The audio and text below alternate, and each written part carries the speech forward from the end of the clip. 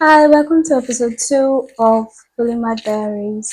If you're new here, welcome to my channel. My name is Da. I am a polymath. I am an artist, UI UX designer, fashion designer, creative writer, and poet, and everything. Today on episode 2, we will talk about the fear of creation, what's stopping you. Although I believe for you to be a polymath, you need to have multiple skills and be quite versed in those skills. But then, before you can have multiple skills, you have to start from somewhere, which is what we will talk about today. What's stopping you? Although I don't believe you have to do one thing at a time, but you really have to start from somewhere. You really have to start from one thing. When you have a child, the child doesn't immediately start running. You have to crawl, to walk, to run. So now what's stopping you from crawling? Stopping you from crawling. That's what we'll talk about today. And some of the things that we will talk about today as contributors to the fear of creation is fear itself. We'll talk about fear. We'll talk about fear of creation and fear of criticism. It's hard to quantify, it's hard to put a label on it, and it's also hard to advise someone in relation to fear because you might have a fear of height and you might give somebody an advice when that person has a fear of abandonment or a childhood wound or fear from trauma. So sometimes the advice might not apply, or your experience of fear might not be relatable to the next person. However, I will talk about fear today in relation to my own experiences and how fear has affected me as a creator or has stopped me from creating. I personally feel like people who had um, guardians or authority figure around them in their most formative years in their childhood. People who had figures who constantly criticized them, mocked their efforts, made them feel like they were never enough, have a harder time creating or showing people their work because of their own childhood experiences. I, for example, had someone like that growing up. I had somebody really close to me in my childhood years that would criticize you for anything. You could even be doing the list of things and you would get heavily criticized for it. You could even be drawing stick figures on the ground and you will be berated from that action to the very beginning of your existence. It was hard to be around that person. It was hard to feel like a human being around that person. It was hard to get things done. But in my own experience, I'm the type of person that I believe two people can go two ways. There's this saying that even a worm will turn. If you face a situation that is extreme, it is better for you to turn. But everybody's not the same. Some people cave under, people give in, some people break, I personally, I am the one that will turn. So over the years, I grew a backbone. I grew lots of resistance to that person. So anything that person could say to me, good, bad, I became stoic. I had to. I became stoic even before I knew what being stoic meant. I had to detach from that person. I had to decentralize everybody. I really hate it when people say what doesn't kill you make you stronger because some of the experiences that people have are too intense and too painful for you to say the only reason they experience that was to be stronger. Do you know if they want to be stronger? I think everybody just wants to have a peaceful life. Strong isn't really in the list of things that most people want. Peace is enough most of the time. But in this case, for me, having that experience with somebody that was supposed to be fundamental to me, to my self esteem, it helped me decentralize everybody, everybody. Till today, to this day, I do not care what anybody says about me, about my work, anything I put out. If it's compliments, oh good, thank you, I love that. If it's negative, okay, oh thanks, I'll keep that in mind, maybe. But I have decided that whatever amount of quality, whatever amount of worth I have or my work has, is reliant on me. It depends on me. Whatever I say is whatever it is. If I say that this piece of art is a 10 out of 10, it's a 10 out of 10. I already know that art is subjective. And not only art is subjective, People are subjective. How people consider you, how people see you is subjective. What people say about you is subjective. Because I had somebody that would criticize me heavily. They'll say, "Oh, you're not worth anything. I'm wasting the money I was spending." Let's not talk about that. But I have people that made me for the first time like, "Wow, you're so amazing. You're so smart. You're so bright. You're so this." But I'm so detached from whatever anybody else that isn't me says, that any compliment is just extra and anything negative is just, that's just you, that's just your perception. But I detach myself and everything is reliant on me. I think that is what I want to let people know about fear. We cannot control the things that happen to us in life, but we can always control our reactions. We can always control the way you act and the steps that you take. I encourage you today to decide to turn, detach from it. Those things will happen, maybe. Those years will mark up. But how you react to it, what you learn from that experience, because it's already happened, damage is already been done, unfortunately for all of us. But how you react is what matters the most, what you're doing. If not, the pain is just pain and it's wasted on you. But when you learn something from it, it becomes a bit fundamental. At least you got something from it. Otherwise, it will just be pain and waste of the pain and the struggling that you endured. But in that way, I was able to overcome the fear even before it got big, even before I had peers, and even before it was time for peer pressure. Because of that, I don't think I've ever suffered peer pressure in my life. Nobody can force me to do anything because I think about it. If you're trying to get me to do something, I don't. Because if you're trying to get me to do something, I don't do it. What's the worst you're going to do? Insult me, berate me, beat me up. Those have already been done, and I do not care. Because from all those experiences and all those years of being berated and underestimated, verbally abused, abused in all the ways, I would rather do whatever I want than what somebody told me to. And if I'm doing something that someone else told me to, it's not because they told me, because it's something that I want to do. And truthfully, I would rather unalive than have somebody force me to do something against my will. So in creation, it seems that I have had a lot of practice. I've had backbone. I do not care what anybody has to say about me or my work. Like I said, good remarks are a plus. Bad remarks are just there, just part of life, just part of the person's perception. Again, almost all things are subjective, so it's really not that deep. You determine what is and what isn't for you, what goes and what doesn't for you. This is your life.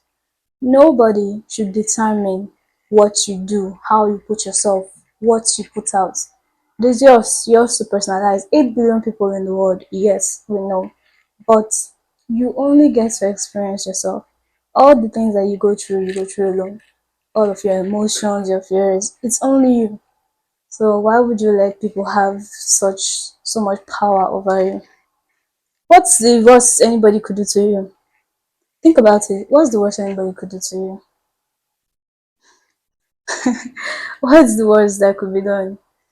So without getting too personal, let's move to the next one. But keep in mind that nobody can determine your worth. In fact, the reason why people will say those things to you to like break you down, bring you down, discourage you is that they know that they really can't do much except you decide. So what they are doing is trying to convince you that you're worth nothing. And if you're worth nothing, why would they spend their time and energy convincing you? Obviously, because you're worth something. So let's also talk about fear in terms of fear of criticism. This is very simple to talk about. Two things. First, people can criticize you simply because you are there. Two, if it makes you happy, nothing else matters. Who cares if you're not having any fun? As long as you're having fun, in fact, that's the highest of standards because people could make things that all 8 billion people in the world like and they don't like it. It's not worth much then if it doesn't make the person themselves happy, if it doesn't make making it worth it. I think that's self-explanatory. As for you have to be there for people to criticize you, think of it like this. If people are criticizing the way you walk, you should consider yourself lucky because that means that you have feet to walk. You understand? So it's not all bad. When people criticize you because you're learning a language, it's because you can speak. It's because you even have the ability to talk. So sometimes be grateful that you are in that place to be criticized. People criticize you because they can see you, because you're alive, because you exist in the very first place. So criticism isn't all bad. So you should be grateful that there even is something to criticize. Always keep in mind that people's perception is subjective. You have no control over what people perceive. If you decide, oh my god, I'm tired of criticism, I want to please everybody, I want everybody to be happy with me, it will never happen. The more you please people, the more they hate you. It's a matter of fact. Check with anybody, do your research. The more you try to please people, the more they are going to hate you. Because even if they are pretending to be pleased with what you're doing, oh, they can tell that you don't have a spine, you don't have a backbone, and that makes them hate you even more. Keep in mind that art is subjective. Whatever you're doing is good to somebody out there. Just because people around you can't see it or people tell you that they don't like it doesn't mean that it's not likable. It doesn't mean it's not good. It doesn't mean it's not good quality. It's just them. What you should do instead is find your audience and find your own perception. Trust yourself to be a good judge. Or if you have positive people around you, look for somebody that you can trust to critique you objectively. Improve yourself without fear of wanting to impress another person. Free yourself from the shackles of people pleasing. If you like it and you think, oh, this might truly be terrible quality, but you really like it, I don't see why you should stop. Because what if you improve and you don't like it? People have made works of art that everybody might say, oh, this is terrible. But the person making it is having fun and they will find their target audience. Think of the worst singer, think of the worst possible songwriter, the worst possible. If I think of the person you hate the most, that you yourself hate the most, do they or do they not have fans? Of course they do, because life is subjective. Everything is subjective. There's people that appreciate them just the way you are. Same way you too can find people who appreciate you just the way you are. Keep doing what you're doing. You're in the wrong place. Have the wrong audience. And it's also because of where you are. You might make a stick figure and everybody make fun of you, but if it was Picasso who made that stick figure, he will not be as critiqued as you will be. But if you persist and that becomes your own style, very soon you will be celebrated for that same thing. So do not dilute yourself. Do what exactly you think makes you you. That is your essence that you like to do. Pleasing people is not part of the agenda. If people like it, if people like you, that's a plus. What is important is that you like what you make, and that's good enough. So always be good enough. Even if all 8 billion people in the world do not like you, as long as you live a life that is satisfactory to you, that is always enough. Now for the next one, the English is so hard, bro. Financial constraints. How can you do something when it's so expensive and you can't afford it? I will tell you. Many people, many people, and soon you too, will do things even when they don't have the best of materials. Why? Because a quality artist, a quality creator, a quality artisan is not defined by their. Take the best actress in the world, take away the costumes, take away the lights, the camera, the effects. Can she still give a monologue that is touching, that is moving, that is convincing? Take away the best photographer, take his best camera, take all his tools and give him and the oldest camera, give him a phone, give him an Android, and he still make good pictures. Your tools do not define you, do not define your quality, the quality of your work, or your skill set. You define that, the effort that you put in define that. And today I'm going to talk about two examples. A few years back, I watched this movie on Netflix called The Boy Who Harnessed the Wind. It was about a Malawan boy in Malawi, who not invented, sorry, who made a windmill He wasn't educated now. He wasn't very educated. I think he was in his primary or like junior secondary education. And he couldn't even afford to go to the small school in his village. He would sneak into class, he would read from the library. The little knowledge he could get with the little tools we could get from an old garage and just like around the village, he was able to make a windmill that saved this village from famine and drought. I'm not joking. This is a real life story. You should watch it. The people in the village were dying. They were moving away. But this boy had a dream. But one thing you should know that it doesn't happen overnight. I think he tried multiple times. He must have failed along the way. But he was persistent. And persistent with what was already available to him. You do not need the highest quality materials to do you. Do what you need to do. Do not let the unavailability of things stop you from creating. It's another example of a 12-year-old Chinese boy. A 12-year-old Chinese boy who is now being called an inventor because of this invention. A 12-year-old Chinese inventor who invented an automatic clothing line. You know that rope where you hang your clothes in the sun?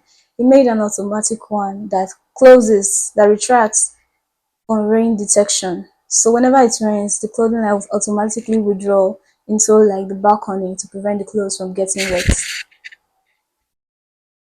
We live in 2025 and that invention does not exist, did not exist before he did it.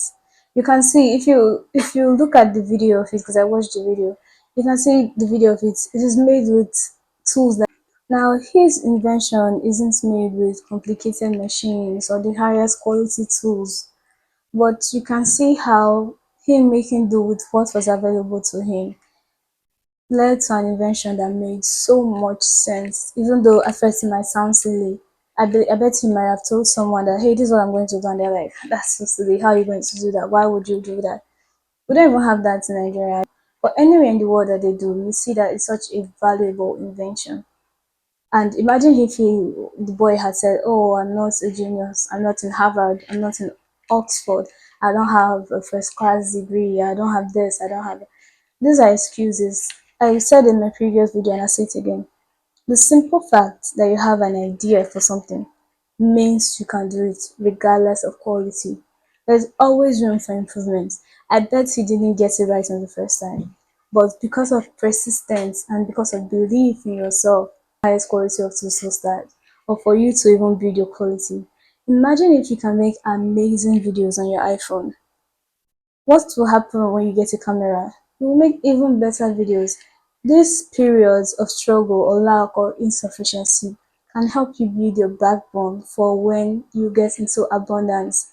By that time, you are ready.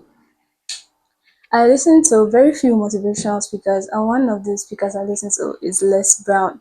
And Les Brown has a quote that says, it is better to be prepared and not have an opportunity than to have an opportunity and not be prepared. Borrow the tools that you can. Learn from people that you can. You might not have the money to pay that expensive course. Okay, learn what you can from me. I learned almost everything from YouTube, even the things that I paid money for. Even when I was in uni, I still had to watch videos on YouTube. I learned so much on YouTube, from educational videos to speaking to behavior to hygiene. Learn what you can. Do what you can with what you have. When I was learning tailoring, at some point, I didn't have a good sewing machine. I had to borrow, I had to go to people's house to work. When I was learning tech, at some point, I didn't have a laptop. I had to borrow, I had to do things that I could on my phone. Do what you can with what you have so that when what you need comes, you will be ready. Then you won't start from scratch. By the time you have your own, you won't be starting from scratch. By the time you're finally able to pay for that very expensive class, the rest of people will be amateurs with high quality tools. But you will be a pro and you still be there. And by God's grace, you have your own high quality tools too. So sometimes our difficulties are not always limitations. Your perception about life matters a lot. I've studied about stoicism a lot, and even though it's not something I completely agree with 100%, because this is human, this is humane for you to feel emotions, for you to be down, for you to be frustrated, suffer regret. But life is really what you make of it. Your perception shapes your whole reality. You might struggle, you might be in pain and decide to spend the entire year crying, or you might decide to walk with that pain. You might decide to write a poem, you might decide to write a story, write a script, make an invention, write music. You can decide to talk about it, you can decide to become a speaker with that pain. It doesn't have to last forever, it might be a phase, but work with that pain. Sometimes your difficulties are not meant to be your last bus stop. Take your time, weep, feel bad, but always know that you have to move on at some point. So today we're able to talk about the fear of creating, even from our roots, from our childhood, peer pressure. I believe if you have a good parental background, nobody else can break you. Nobody else. Even if you don't, if you're able to cultivate the habit of trusting yourself, you are much better than somebody who is reliant, even on somebody who is available to them. Make do with what you have. Do not be afraid of criticism. You can be critiqued because you're alive, and being alive is a good thing. So always be a good thing, despite the factors and criticism. Be prepared even before it even seems credible for an opportunity to ever come. Make do with what you have. I hope you had a nice time watching this video. I hope it was worth your time. I hope you learned something from it today. I'm so happy to be making this video. This is my second YouTube video. Hopefully the videos keep getting better and better from here. Thank you so much. Good night. Bye.